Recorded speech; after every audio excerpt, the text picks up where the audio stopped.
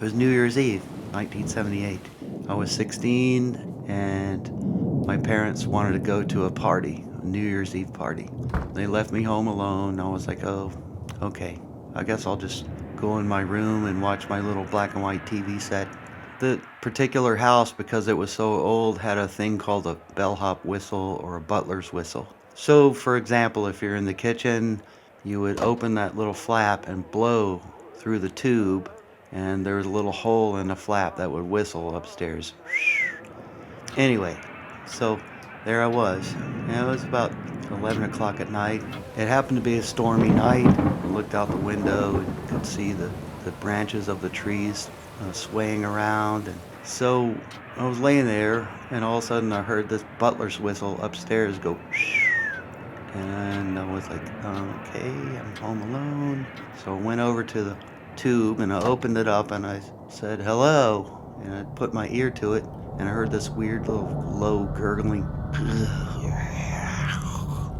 It freaked me out a little bit. And so I went downstairs to the kitchen and nobody was home. I went back up and they were doing the New Year's Eve ball drop in Times Square. Watched it for a minute and I heard the whistle again. Went back to the tube, opened it up. Hello? Anybody? I'll creep downstairs and see if maybe someone's playing a prank on me. So as I was going down the stairs, the lightning struck and the power went out. All the lights went out. And I stopped in the middle of the stairs So I crept into the kitchen and no one's there. Of course, it's pitch black except for the lightning outside. And I was standing right next to the butler's whistle and it whistled. And I freaked out. So I went back halfway up the stairs and then I heard a huge breaking sound. I can't even imitate it. It was like...